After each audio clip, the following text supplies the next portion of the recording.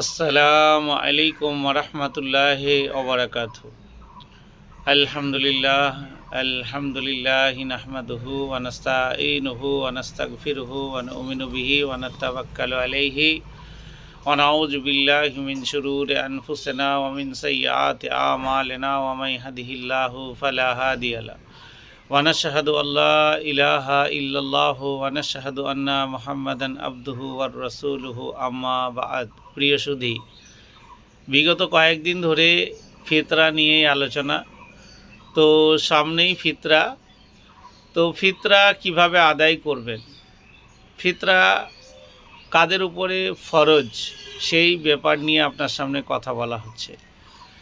ফিতরা ভূমিষ্ঠ যে হয়েছে আপ টু মৃত্যুকালের আগে পর্যন্ত যত ব্যক্তি রয়েছে প্রত্যেকের জন্য ফিতরা আদায় ওয়াজিব, ফিতরা আদায় করতেই হবে।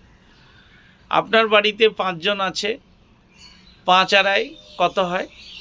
5 দুগুণে 10, আর আরও 500 করে হচ্ছে 2.5 কেজি, 12.5 কেজি খাদ্যদ্রব্য। আপনি যদি ভাত খান তাহলে চাল দেবেন, আপনি যদি রুটি খান তাহলে গম দেবেন, আপনি যদি ছাতু খান তাহলে ছোলা দেবেন। যা যেটা খান আপনি, আপনার যেটা প্রধান খাদ্য, সেই অনুপাতে 1 সা, মানে একটা এতটুকু পাত্র, 1 সা আমাদের ভারতীয় যারা মাদানি রয়েছেন, সালাফি রয়েছেন, ওরা আরব থেকে ক্রয় করে এনে দেখেছে যে 2.5 কিলোর থেকে সামান্য কিছু বেশি বা 2.5 কিলো সমতুল্য। তাহলে তিনারা যেহেতু দেখেছেন আলেমে দিন, তাহলে সেটা মান্যতা দেওয়া উচিত। আবার এখানে কিছু কিছু উক্তি এসেছে 1 কেজি 775 গ্রাম, কোনো এক সম্প্রদায় ভাইয়েরা হয়তো সেটা আদায় করেন, তিনাদের ভিতরেও আলেমরা রয়েছে, তিনাদের আলেমদের মতামত নেবেন। কিন্তু কোরআন হাদিসের বাইরে যদি কেউ বানিয়াটিভাবে গল্প দিয়ে থাকে তাহলে কিন্তু তাকে সেই পাপের ভার নিতে হবে। সে হানাফি বলুন, ফারাজি বলুন, মালিকি বলুন, সাফি বলুন, হাম্বেলি বলুন, যেই বলুন না কেন, বুখারী শরীফকে বিকৃতভাবে যদি অন্যভাবে তাকে প্রভাবিত করে বা অন্য ভাব দিয়ে সাধারণ মানুষকে বুঝায়, তাহলে সেই পাপটা আপনার হবে না, সেই আলেমে দিনদের হবে। সেটা ফারাজিদের হতে পারে, সেটা হানাফিদের হতে পারে, সেটা বেরেলিদের হতে পারে, সেটা যে কোনো আপনার যারা আছে, যদি আপনি সহিভাবে না জানাতে পারেন তাহলে কিন্তু সেটা আপনার উপরে দায়বদ্ধ হবে বলে আমরা মনে করছি। তাই অবশ্যই আপনি রোজা রাখছেন, রোজার কাফফারা হিসাবে আপনি যে রোজা করছেন 30টা রোজা, এই 30টা রোজার কাফফারা হিসাবে আপনাকে যেটা আদায় করতে হবে সেটা হচ্ছে ফিতরা। ফিতরা আর জাকাত কিন্তু এক জিনিস নয়, আগে বলেছি।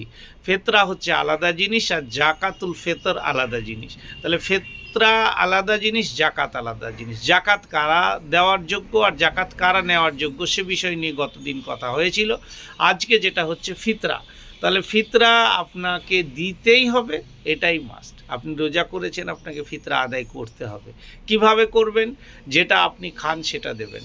আপনি বলছেন টাকা দিয়ে ফিতরা আদায় করব, টাকা ধার্য করছি, টাকা কি আপনি খান নাকি যে টাকা দিয়ে ফিতরা আদায় করবেন? কিভাবে আপনি টাকা দিয়ে ফিতরা আদায় করতে পারেন? আপনার টাকা নেই কে, গ্রহণ করে কে?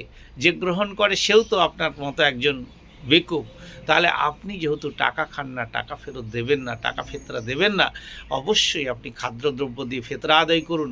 আল্লাহ তাবারক ওয়া তাআলা তিনার প্রিয় হাবিব হযরত মুহাম্মদ সাল্লাল্লাহু আলাইহি ওয়াসাল্লাম যা করে গেছে সেগুলো করুন, অবশ্যই কামিয়াবি হবেন।